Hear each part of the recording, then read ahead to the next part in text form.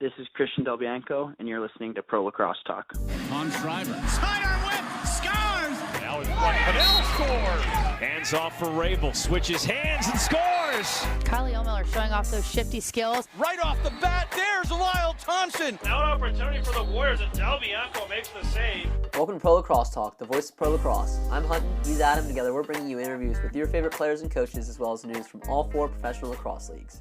We're here with Christian Del Bianco, starting goaltender with the Calgary Roughnecks and 2019 NLL Champion. Christian, welcome to the show. Thank you for having me. You know, of course, we appreciate you coming on. So, Christian, you started playing lacrosse in Coquitlam, British Columbia. When did you start playing goalie first, and what was it like picking up a stick for the first time?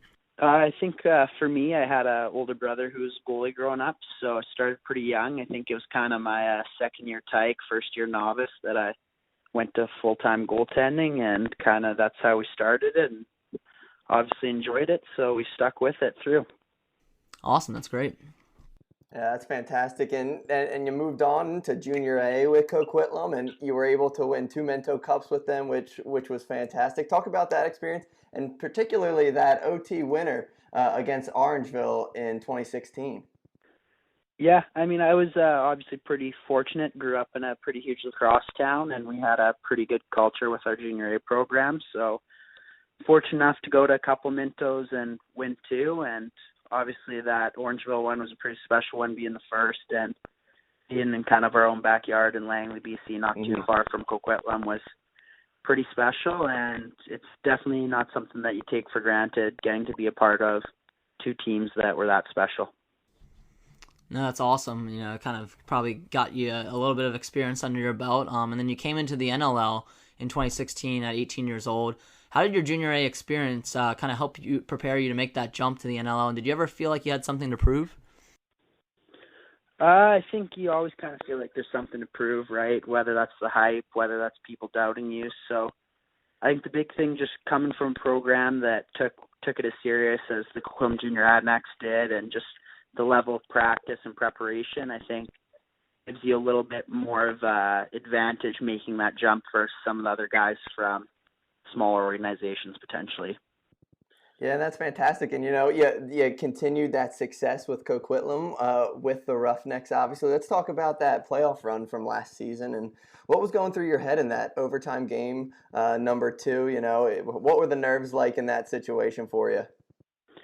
I think it's kind of one of those situations where it's obviously pretty intense, a lot of pressure, but I think when you get in the game that big, it's kind of everything just kind of leaves you and you stop thinking, and you're just kind of living in the moment and just worrying about one shot at a time. And I think that's big for any player in any sort of pressure situation, is just kind of being in the moment, not thinking too much about the bigger picture. Yeah, absolutely. And kind of what was that moment like, I guess you could say, when Reese Dutch found the back of the net to give you guys that championship? Absolutely insane, right? I think kind of you're just running around, jumping, hugging everybody, and yeah, I think it's one of those things that you kind of doesn't really hit you till a couple of minutes after, just because how high your adrenaline is and how crazy everything is. Yeah, no, I bet it was a surreal moment for you. You're now, you know, in your 5th year in the league, 3rd year as a starter. How's your game kind of changed over time, if at all? I think just maybe like a little bit older, the wise bull versus the young bull, right? Kind of preserving a bit of energy, knowing when to throw the deep ball, knowing when to be conservative, right? And just working more on a bit of the game management and tempo management of games, I think, is something that I've learned over 3 years as a starter.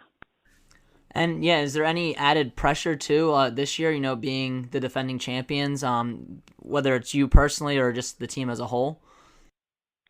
I think, you know what, it's kind of the past is the past, right? Obviously, we had a pretty special year last year, but you know what, nothing's owed to us. So this year, it's kind of a new season, a new look, and it's just kind of taking things one game at a time, right? I think if you're living in the past, you aren't really going to do too good in the present. So we're on to the next game, and I think as great as all those memories are from last year, I think we kind of just got to put those in the rearview mirror.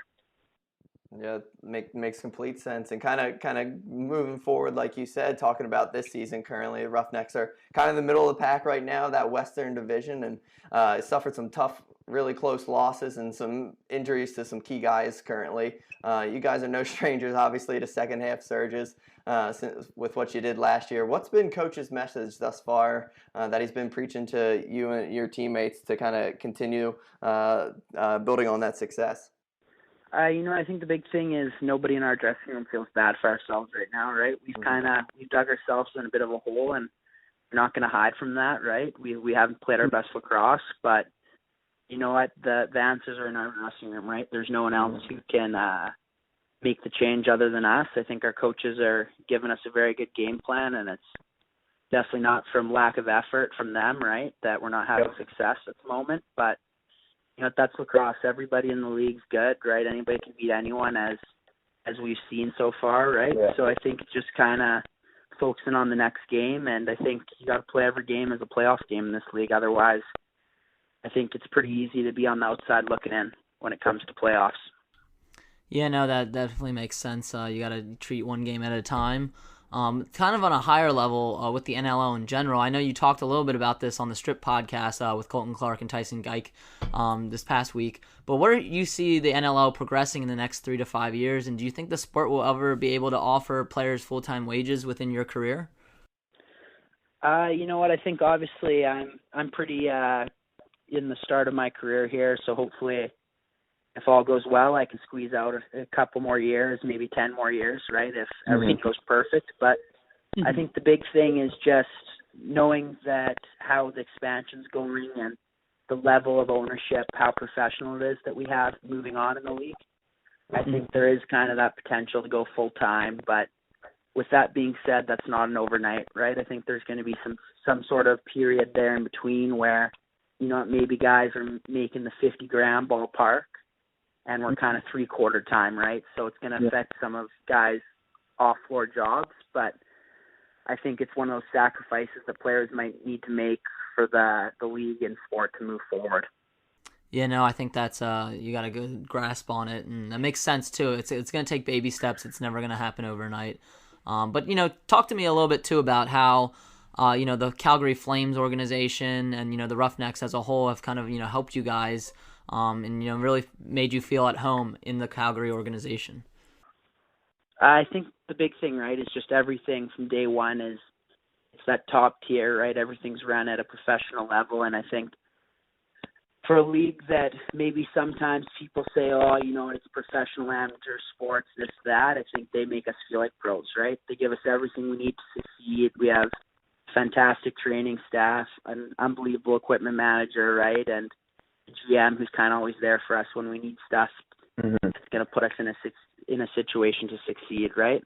And you know what, I've heard other great things from other ownership groups across the league from players, right? But I think it's definitely not something that you take for granted being in that type of organization. Yeah, no, definitely. You know, I think they're one of the organizations that does it really, really well. And we're seeing more, you know, NHL teams partner with the NLL organizations, which I think is good for, you know, both the NLL team, but also the NHL team itself as well. You know, I think obviously the NLL needs the boost a little bit more, but I think it can be beneficial for both fan bases. So I think that's a great perspective on it. We're going to take a quick break, hear a word from our sponsor, and then we'll dive into our 5 and 5 questions.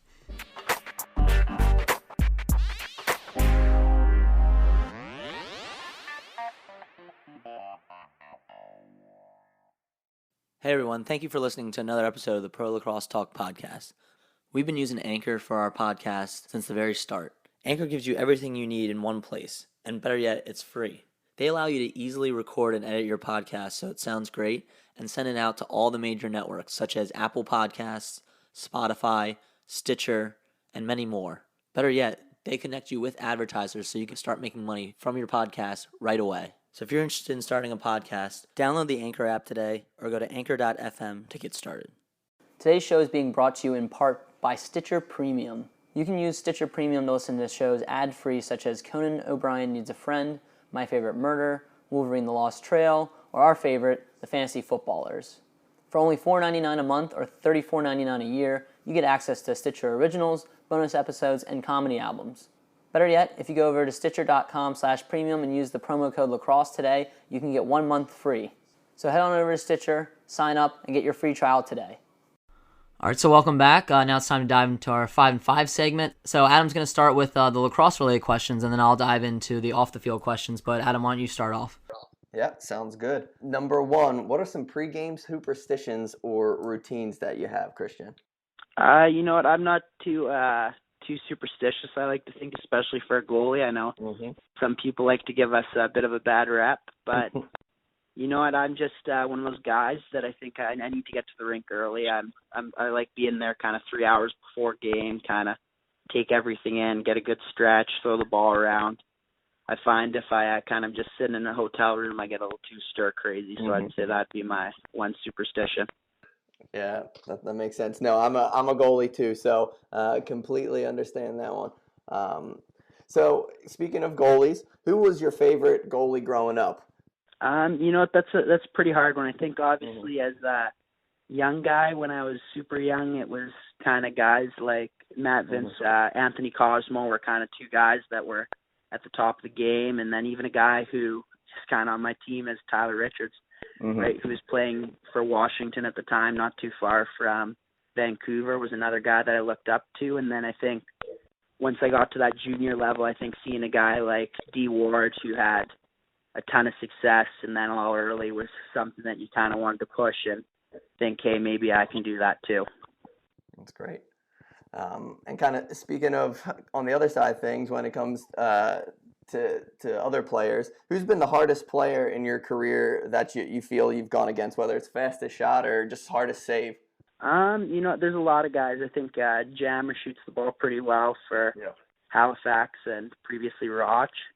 But I think once you get to this level, it's just, I think the biggest appreciation I have for other guys is just the level of compete that certain players have, and just seeing how bad they want it is something that kind of pushes you to get that extra level or make that extra save. Oh, that makes sense. Number 4, fans tend to really enjoy your lid, the Looney Tunes goalie mask you have. What was the inspiration behind that? Yeah, I think we kind of last year we started that with a bit of a kid sport theme, and kind of one of those things where, you know, we wanted to make it a little family friendly, get everybody, and I think the Yosemite Sam kind of plays along with the Western theme of Calgary, and since then we're kind of been rolling with it. We obviously had a bit of success with the first one last year, so we're hoping we can keep that tradition going. That's awesome. Kind of going off that one with the fans and whatnot, where has been your favorite venue to play lacrosse, whether that's juniors or now in the NLL? I would say the Rough House, Saddle Dome in Calgary is probably top tier. But I think there's places like Saskatchewan, right, where they have some pretty spectacular fans. They always let you know when you let a goal in, and I think that's fun, right? It really adds that pro environment, and it's always fun to kind of rather silence them or, well, maybe you might let in a goal, they're kind of letting you know. So I think it's just as a competitor, it's a really enjoyable atmosphere. Yeah, no, that's great. Unfortunately, me and Adam are, in the States, so we haven't been able to get to a Saddle Dome game, but we're hoping to maybe do some traveling, if not later in the season, maybe next year. So we're definitely looking. That's definitely on our radar. That, as you mentioned, Saskatchewan and I think the Loud House are the 3 that have been talked about the most. So we'll have to check it out. Yeah. Now going with the off the floor questions. Talked about competitiveness. Who is your favorite non-lacrosse athlete to watch right now? Non-lacrosse athlete. I'm a pretty big 2 guys. I'd say Connor McDavid for pretty obvious reasons. He's just kind of spectacular in everything he does. And another guy I think that I have a lot of appreciation for is Sidney Crosby. Just seeing a player who's at his skill level, at his kind of accolades, and he still goes into the corners. He does all the dirty stuff, and it just seems like he's kind of the ultimate team guy, even though he's obviously a superstar for good reason. Yeah, no, those are 2 great guys. You got a little bit of the veteran presence and then a little bit of the young guy, Connor McDavid, who you still forget how young he is. I think he's 23 years old, but he's been in the league for 5 or 6 years now. He's kind of like yourself, It's kind of a little bit seasoned, but still pretty young. So we got a lot of more years of Connor McDavid left. Did you get to watch any of the NHL All-Star game at all? I kind of like the 3-on-3. What are your thoughts on that format? Do you think we could maybe see that in the NLL? Yeah, I think it's a pretty interesting format, right? And I think just kind of up-tempo, and it makes it a little bit fun, right? Obviously, guys don't want to be out there killing each other in an all-star game. So I think you free up a little bit more ice, let them be a little more creative, and I think it obviously gives a pretty good result for fans. And maybe one day that's an option that then I'll have, right, to kind of get some sort of mid-season all-star game, and I think that'd be a pretty good development point for the league. Yeah, we were actually talking with Commissioner Sakevich a couple weeks ago about that and potentially bringing back the All-Star game. So, yeah, that definitely could see that in the next couple of years. Yeah, it would be great, I think. I think all the players kind of across the league would enjoy it, right? And I think it's just one of those things where there has to be sustainability to it, right? They have to have some sort of ticket sales to be able to fly us all out or whoever's in the All-Star game, right? Sure. So maybe in the next couple of years, but I think that's kind of one of those things that will come over time. Yeah, no, for sure. And I think that's a good angle on it because he talked about, finding the right angle. It can't just be, East versus West. People want to see, some creativity. So I think that'd be a good creative way to, spice it up a little bit. Going off of that, what are some hobbies or activities that you enjoy doing when not on the floor? I'm a pretty big dog owner. I have 2 dogs and do a little bit of hiking with them. And you know what, other than that, I'm pretty plain Jane, a little bit of cars, a little bit of everything else. But other than that, nothing too entertaining. I think I spend probably about 85 to 90% of my time playing lacrosse or coaching. So that's kind of the biggest part of my life. Gotcha. Yeah, going off the cars a little bit, though, like what have you been working on recently? Any make or model that you want to talk about? You know what, I have an old car myself. I have a 71 Cutlass older car. It's kind of done up already. And then my older brother, he's kind of the handy one out of the 2 of us, so he has an old Ford pickup he's building. So him working and me watching and kind of chirping along and learning from him. Yeah, that's awesome. Going off of that, what is your favorite movie or TV show? Ooh, that's tough. You know what, I've been watching a bit of Shameless. Okay. As of late. My dad's always watching it, so kind of walk through and see it, and I think it's a pretty funny one. Obviously not the most appropriate, but always good for a good laugh. Yep. Yeah, my fiance watches that. I haven't actually checked it out yet, but I know that's been going on for a while, right? That's like on 7 or 8 seasons now. And you know what? There's tons of it. It's on Netflix now, so obviously if you have some free time, you can binge watch it, which isn't always a good thing, but it's there for you. Yeah, no, I'll have to check it out. Number 4, what is your favorite meal, and do you prefer to dine out, take out, or do you cook at home? Oh, I'm a massive takeout guy. You won't see me in a kitchen very often. It's kind of a joke, but I love sushi, especially being on the West Coast here in Vancouver. We have a ton of it, so kind of anything, sashimi, everything like that. I just constantly will be eating. All right, I like it.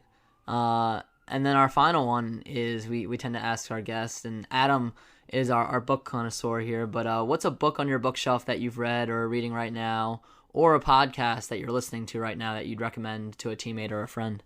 You know what, I'm not much of a book guy. I won't hide that, right? Not too big of a reader. Probably a couple of teammates who might be listening to this will be laughing, making fun of me. But you know what, I love anything Spin Chicklets, obviously. Anything like the Stripped podcast, plug them, right, for lacrosse, something like that. But I think just anything, whether it's a book or a podcast relating to autobiographies about athletes and stuff like that, is something that's pretty interesting just to see each athlete's kind of different mindset and how they prepared for games.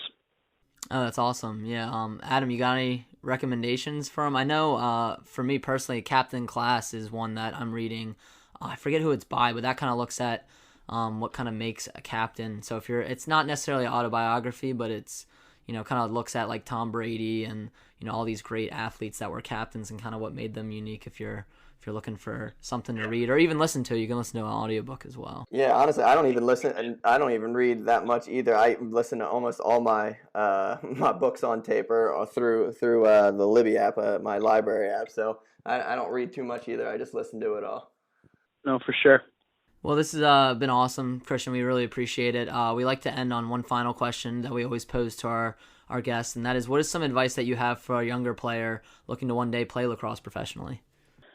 It's a pretty broad question, but I think the biggest point, Kurt Malosky, even one of the guys who's kind of stressed this to me, is honest work equals honest result, right? So, if there's going to be a day where you might not feel like working out or you might not feel like going to hit the wall or going to practice, but, even if you're going out there and you're at 75%, you're still getting a little bit better, right? So there's going to be days where you're great. There's going to be days where you might not be great, but it's kind of just staying the course and grinding it out, and at the end, it all pays off.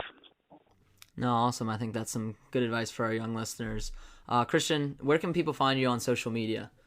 I'm all over. I'm pretty big on Instagram. I like that, so it's probably one that I'm on the most. So Del Bianco 35 will be for that, and then a little bit of Twitter too. So try to not get too much FaceTime because my girlfriend kind of bugs me about it, but I'm pretty big on the social media. I enjoy it. Yeah, no, we enjoy seeing your tweets every now and then. You're very poignant when you have something to say, so we like that. We like that too, that you're able to kind of see lacrosse players' personalities, because I think that's another thing that's going to kind of take the sport to the next level as well. No, and I think there's definitely not a lack of personalities in our sports, and we're starting to see that more and more. Yeah, no, for sure. It's great that people have access to it. To touch on a side note is thank you for everything you guys do, right? You guys are doing it for the love of the game, so it's all appreciated from the athletes as well. Yeah, no, we appreciate that. Yeah, we're trying to spotlight more on the pro game. That's our goal with this thing. We both have full-time jobs, but like you said, we're doing it more because we love the sport, and we think that the game's going to keep moving, into more popular areas. We think, with, in addition of gambling, expansion, hopefully fantasy sports. We've been doing a little thing on the side as well. Cool to have just kind of those other options and different ways and perspectives to get people involved in the game, right? Yeah, no, absolutely. So I think we're making a little bit of a dent, hopefully, and it's people like you that are willing to talk to us that are really helping propel the sport forward too. So we really appreciate it. Best of luck this season with the Roughnecks, and we'll be in touch. All right, thank you very much for having me, guys.